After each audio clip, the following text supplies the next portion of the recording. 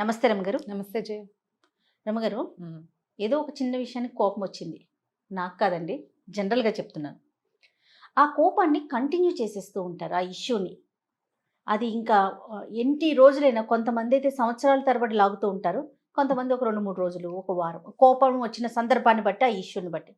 ఇక లెగిచిన దగ్గర నుంచి పడుకునే వరకు ఆ కోపాన్ని రకరకాల విధాలుగా చూపించేస్తూనే ఉంటారు. ఇల్లు పాడైపోతుంది, ఆ వాతావరణం మొత్తం కలుషితం అయిపోతుందేమో అనిపిస్తుంది నాకు. వదిలేయలేకపోతారు ఆ అంశాన్ని. దాని ప్రభావం ఇంటి మీద ఉంటుంది కదా. ఖచ్చితంగా ఉంటుంది. ఇంటి మీద, ఇంట్లో వాళ్ళ మీద. ఆడవాళ్ళ మగవాళ్ళ సంగతి నువ్వు చెప్పేది? ముఖ్యంగా ఆడవాళ్ళేనండి. ముఖ్యంగా అంత కోపాన్ని ఉంచుకుని మెయింటైన్ చేసి చేయగలగటం కాస్త కష్టం. ఎందుకంటే వీళ్ళకి మధ్యలో పిల్లలు, జల్లలు, ఫ్రెండ్స్, బాధ్యతలు, అమ్మ నాన్న, అత్త మామ, మధ్యలో భర్త, తమదే ఆఫీసులో, కాలేజీలో, స్కూల్లో ఏవో ఉంటాయి కదా. ఇవన్నీ హ్యాండిల్ చేస్తూ ఆ కోపాన్ని ఎలా మెయింటైన్ చేయగలుగుతారు? చేయలేరు. దాన్ని మెయింటైన్ చేయాలి అనే భావనతోటి ఉన్నారనుకో, ప్రెషర్ తోటి చేయాలి. జబ్బు చేస్తుంది చేయ, జబ్బులు మారి వాళ్ళు అయిపోతారు, అనారోగ్యం పాలైపోతారు, అసిడిటీ వచ్చేస్తుంది. కోపాన్ని చూపించటం వల్ల, చూపించకపోవటం వల్ల, చూపించడం మెయింటైన్ చేయటం వల్ల రోజుల తరబడి. Okay okay right. నిజానికి మెయింటైన్ అవ్వదు, మనకి బోల్డ్ వ్యవహారాలు వస్తాయి. రైట్. దాని మీదే ఉండడానికి నీకు పని పాఠాలు ఎంతనం ఉండదు. ఆడవాళ్ళు ఎంత పనులు ఉంటాయి అమ్మా ఆడవాళ్ళకి, మరి ఎన్ని పనులు చెయ్యాలో. ఇవాళ రేపు ఎవరు చేస్తున్నారు అంటారు, నేను కూడా అంటా అన్నమాట. మనకి ఇవాళ రేపు ఇదివరకట్లాగా దంచుడు, చెరుగుడు, ఉతుకుడు, చేత్తోటే చేయటం అవి లేవు. కానీ క్రియలు ఉన్నాయి కదా. అసలు వేరే రకంగా ఉన్నాయి కదా అమ్మగారు, వేరే రకంగా ఉన్నాయి. పైగా అపరిమితమైన టైం స్ట్రెస్, కాలానికి సంబంధించిన స్ట్రెస్. తర్వాత ఎవరు మనకి సమయం ఇవ్వని స్ట్రెస్ ఒకటి ఉంది. ఇది అసలు మనకెవడు టైం ఇవ్వడు. పిల్లలు ఎవరు, మొగుడు ఎవడు. తర్వాత మనకి మనం టైం ఇచ్చుకోలేని స్ట్రెస్. ఇన్ని స్ట్రెస్సుల్లో ఏదో ఒక కోపం వస్తే దాన్ని 4 మాటలు అనేసి దాన్ని అక్కడ దులిపేసుకుని మళ్ళీ సందర్భం వచ్చినప్పుడు కోపాన్ని లోపల తీసిన అస్త్రాన్ని బయటికి తీయాలి. మెయింటైన్ చేసామనుకో, ఎవరు మెయింటైన్ చేస్తారో వాళ్ళ సంగతి. క్యాండిల్ వెలిగించాం, కరెంట్ పోయింది, ఓకే, కరెంట్ వచ్చేసింది, ఊదేయాలిగా. దాన్ని ఆపేసుకుని మళ్ళీ కరెంట్ పోయినప్పుడు వెలిగించుకో. దాన్ని వెలిగించి ఉంచామనుకో, కరిగేది ఎవరు? క్యాండిల్ అయిపోతుంది కదా, అది అయిపోతుంది. ఇక్కడ క్యాండిల్ ఎవరు? మనం. కరిగిపోతాం, పనికి రాకుండా పోతాం. కరిగిపోతే పర్వాలేదు, పనికి వస్తుందా క్యాండిల్? నువ్వు కూడా అంతే. ఎంత బాగా చెప్పారు అమ్మగారు, మంచి ఉదాహరణ. ఇలాగే అవుతారు జయ. అవునండి, వీళ్ళు వాళ్ళకు కూడా పనికిరారు. కోపిష్టతనంతో మనం మన సొంతానికే పనికిరాము ఎప్పుడు. ఆడవాళ్ళు, మా అబ్బాయిలు మీరు వినకండి, నేను ఒక మాట చెప్తాను, మగవాళ్ళకి కాదు, ఆడవాళ్ళకి కార్యసాధక లక్షణం ఒకటి ఉండాలి జయ.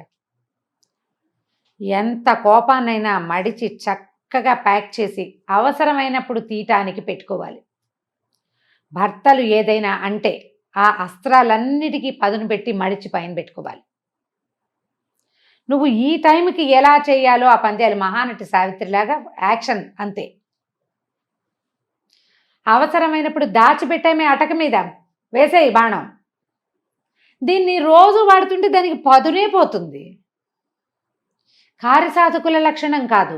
నీ కోపంతో నువ్వు ఉద్ధరించేది, సాధించేది ప్రయోజనం ఏమీ లేదు. నువ్వే మాడిపోతావు. అదే నువ్వు ఆపుకోవు దాన్ని. టైం వచ్చినప్పుడు, మళ్ళా సిచ్యువేషన్ వచ్చినప్పుడు లోపల బడవాగ్నిలాగా ఉంటుంది, దాన్ని విసిరే పని అయిపోతుంది నువ్వు అనుకున్నది. లొంగుతారు అవతల వాళ్ళు.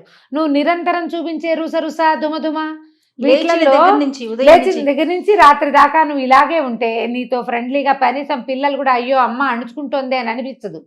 నీ రుసరుసలు వాళ్లే పడాల్సి వస్తుంది. నీకు పిల్లలతోటి కూడా స్నేహం మిగలదు. కోపం వల్ల నీకు వచ్చింది ఏముంది? అదే నువ్వు దాచిపెట్టిన కోపం ఉంది చూడు, దానివల్ల ప్రయోజనం వస్తుంది.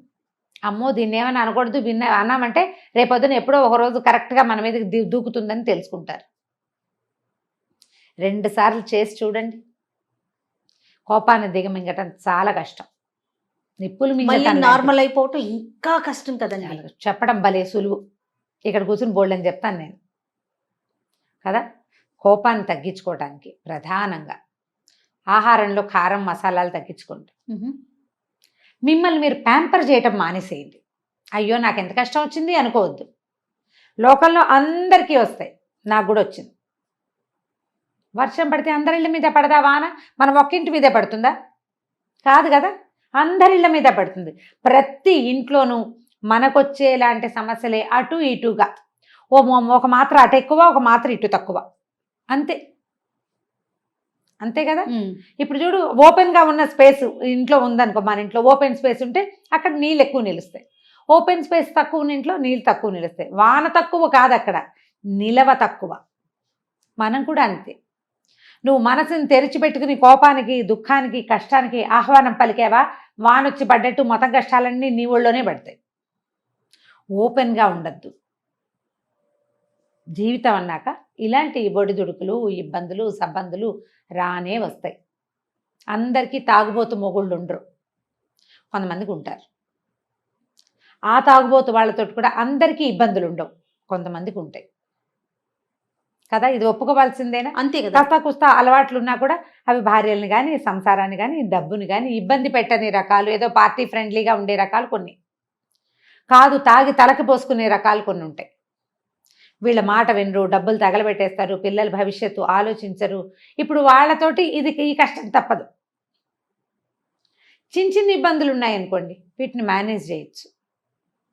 మనం అలా కోపంగా ఉండటం వల్ల, దాన్ని అంటే ప్రదర్శించేయటం వల్ల ఎలాంటి నష్టాన్ని, అంటే ఒక రోజే తీసుకుందాం రమ్మగారు, ఎలాంటి ఇబ్బందులు కలుగుతాయంటారు? ఆ వాతావరణం ఎలా పాడవుతుందంటారు? సర్వనాశనమే. అంతే, ఒక్కటే. నీకేం హ్యాపీనెస్ లేదా? మొదటిది లేదు. ఒకరోజు పొద్దున్న లేచావు, రాత్రి పడుకుంటావు. ఈ పొద్దు నుంచి రాత్రి దాకా కనీసం ఒక 12 గంటలు ఉందా?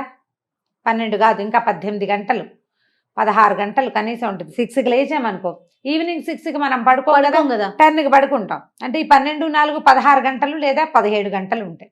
ఈ 16-17 అవర్స్లో నువ్వు హాయిగా ఉండే నిమిషం ఒకటి కూడా లేదు, నువ్వు కోపంగా ఉంటే. ప్రధానంగా అన్నం బాగా సహించదు. అంటే ఈ 16 గంటల్లో నీకు ఆహారం తక్కువ. దాని అర్థం ఏమిటి? శక్తి తక్కువ. కోపంగా ఉండేసరికి ఏదో మొండిగా, విసురుగా చేస్తావు కానీ మర్నాటికి వీక్ అయిపోతావు. తర్వాత పొద్దునుంచి అందరినీ విసుకుంటావు. నువ్వు నీ పాత కోపాన్ని మర్చిపోక ఇప్పుడు నువ్వు దుమ్ములాడితే నీ విసురుని భరించినటువంటి ఏ పాపము ఎరగని కొంతమంది జనాలు ఉంటారు కదా. అందులో మన పని మనిషి ఉండొచ్చు, మన పక్కింటి ఆవిడ ఉండొచ్చు, మన కొలీగ్ ఉండొచ్చు, మన పిల్లలు ఎలాగూ ఉంటారు. వీళ్ళందరూ దాన్ని గుర్తుపెట్టుకోరా? రేపు నువ్వు దొరుకుతావు కదా. నువ్వు ఇవాళ విసుక్కున్నావు ఒక మనిషిని, నీకేదో విసుగ్గా ఉంది, నీ ఇబ్బంది నీది. రేపు వాళ్ళు నీతో బాగా ఉంటారా? అది అసలు ఎక్స్పెక్ట్ చేయడానికే లేదు కదా. ఉంటారు కదా. వాళ్ళు కూడా ఇదే విసురుతో మాట్లాడతారు. నీకు ఫ్రెండ్షిప్ కట్టు. నీ పిల్లలకి ఇంకో దారి లేదు కాబట్టి, తల్లి తప్ప ఇంకో దారి లేదుగా. వాళ్ళు లొంగి ఉన్నా మర్చిపోరు. మా అమ్మ ఎప్పుడు విసుక్కుంటుందంటారు. కష్టంతో ఇప్పుడు ఇవాళ రేపు పిల్లలు ఫ్రెండ్స్కి షేర్ చేయటం ఎక్కువైపోయిందమ్మా. ప్రతి వాళ్ళకి చెప్తున్నారు పిల్లలు. తల్లి మీద ముఖ్యంగా, తల్లి లేదు, తండ్రి లేదు, ఇది చెప్పకూడదని ఉండట్లా. మన చిన్నప్పుడు అమ్మ చెంపకాయ కొట్టినా నోరు మూసుకుని ఊరుకుంటుండేవాళ్ళం. ఎవరికైనా చెప్పుకోకూడదు, అది న్యాచురల్ క్యాజువల్ థింగ్. ఇప్పుడు అట్లా లేదు. వెంటనే నా మనసు అలా ఉంది, నా మనసు ఇలా ఉంది, నాకు అలా ఉంది, నాకు ఇలా ఉంది, మా అమ్మ తిట్టింది, మా అమ్మ విసుక్కుంది. ఏంటి మీ అమ్మ ఈ మధ్య తరచూ విసుక్కుంటుంది అంటారు అవతల వాళ్ళు. అవును, మా అమ్మ ఎప్పుడు విసుక్కుంటుంది. వీళ్ళమ్మకి విసుగు అని ప్రచారం ఎక్కడ దాకా పోయింది. నువ్వు ఒకరోజు విసుగు చూపిస్తే, పైగా నీకు కోపం ఉంటుంది ఎప్పుడు, నిత్యము ఇలాగే ఉంటావు నువ్వు, ముళ్ళ చెట్టులాగా. దాని మీద ఒక్క పిట్ట కూడా వాళ్ళదమ్మా. వస్తువుల్ని విసిరి కొట్టేస్తాము కదా రమ్మగారు, వస్తువులు విసిరి కొట్టేస్తాము, దుమ్ములాడతాం, ఫేస్ వాల్యూ 0. ఇప్పుడు చెప్తున్నారు చూసారు, ఒక్క పిట్ట కూడా వాళ్ళదు, ఒక్క పిచ్చికి కూడా వాళ్ళదు. దాని మీద గూళ్ళు పెట్టే ఉంటాయి, ముళ్ళ చెట్ల మీద కూడా గూళ్ళు పెట్టేవి. వాటికి ఇంకో దారి లేకమ్మా. మన పిల్లల్లాగానే, మన పిల్లలకి వేరే దారి లేదు. ఓపిష్టి తల్లైనా ఎట్లాగొట్లా అమ్మతో భరించి ఉంటారు. అలాగే తిట్లు, కేకలేతలు, విసుగులు, చిరాకులు, ఏదైనా విసిరు కొడితే అవి వీపు మీద 2 దెబ్బలు వేస్తే వాటిని భరించి పారిపోలేక ఉండిపోతారు. కొన్ని పిట్టలే వస్తాయి, పచ్చటి చెట్టు మీద వాలినట్టుగా. ముళ్ళ చెట్ల మీద పిట్టలు కూడా వాలవు. దానికి పువ్వులు ఉండవు. ఏ తుమ్మెద, ఏ తేనెటీగ, ఏ సీతాకోకచిలుక మన మీదకి రాదు. హ్యాపీనెస్ లేదు చూడు. ఏం ప్రయోజనం, ఏం సాధించాం మనం కోపంగా ఉండి? ప్రధానంగా కార్యసాధకులుగా ఉండండి. కోపంగా ఉండి ప్రయోజనం లేదు. ఎవరిది వాళ్ళు ఆలోచించుకోవాలి. ఇవాళ నేను చాలా విసుగ్గా ఉన్నా, దీనివల్ల నాకు కానీ నా సిచ్యువేషన్కి కానీ ఏదైనా ప్రయోజనం ఉందా అని ఆలోచించండి. ఒక మంచి సంస్కృత వాక్యం ఉంది, ప్రయోజనం అనుద్దిశ్య మందోపి న ప్రవర్తతే అని. ప్రయోజనం లేకుండా పిచ్చివాడు కూడా పనిచేయడు, చేయడు. దానికి ఒక ప్రయోజనం ఉంటుంది గ్యారంటీగా. ఏదో ఒక కోతి పని చేస్తాడు అనుకో, అందులో ఒక బ్లిస్, ఒక ఆనందం ఉంటుంది వాడికి. నీకేం ఆనందం ఉంది కోపిష్టితనంలో? ఏం లేదు కదా. నువ్వు ఫేస్ వాల్యూ ఎలాగో పోగొట్టుకుంటావు, దుమదుమలాడుకుంటూ ఉండి. సంతోషం జీరో, సహయోగం మిగిలిన వాళ్ళతోటి మనకు సహకారం సహయోగాలు జీరో. ప్రయోజనం లేని కోపాన్ని ప్రదర్శించకండి. ఆ కోపాన్ని, మన ఆక్రోశాన్ని దాచిపెట్టండి. ఇంటి వాతావరణాన్ని పాడు చేసుకోవద్దు, మీ హెల్త్ పాడు చేసుకోవద్దు, మీ ఫేస్ వాల్యూ చెడగొట్టుకోకండి.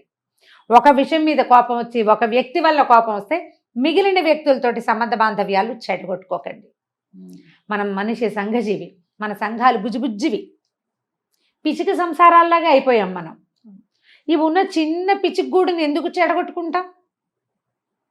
మీరు పిట్టలు చూడండి, 4 పుల్లలు తెచ్చి 2 గుడ్లు పెడతాయి, ఆ గుడ్ల మీదే కూర్చుంటాయి రోజు. ఈ గుడ్లు పిల్లలు అయ్యే టైంకి అప్పుడో పుల్ల తెచ్చి ఆ గూడుని పెద్దవి చేస్తాయి. అంత విసురుగా వస్తుంది పిచ్చిక. ఆ గూడు మీద వాలేటప్పుడు ఎంత స్మూత్గా ల్యాండ్ అవుతుందో. అవునండి, మనం కూడా అలా ఉండాలి. మన గూడు చెదరగొట్టుకోకూడదు. పిల్లల్ని పిచ్చికలు పిట్టలు ఎలా చేస్తే అబ్జర్వ్ చేస్తే మీకు తెలుస్తుంది. వీళ్ళని, వాళ్ళ మెంటల్ పీస్ని పాడు చేయటం, వాళ్ళ మనశ్శాంతిని పాడు చేయటం, వాళ్ళ పెంపకాన్ని పాడు చేయటం మనకే హక్కు లేదు.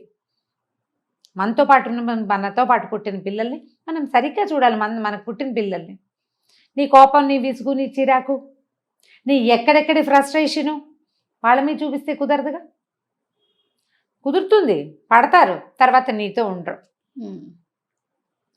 ఎప్పుడూ ప్రపంచంతో హాయిగా ఉండలేరు. వాళ్ళకి ఇదే తెలుసు. కొన్నాళ్ళపైకి వాళ్ళు కూడా ఇలాగే తయారవుతారు. నీతో పాటు నీ పిల్లలు కూడా ముళ్ళ చెట్లుగా మారితే ఓకేనా? ఏ అమ్మకైనా మన పిల్లలు బాగుండాలని కోరుకుంటాం కదా.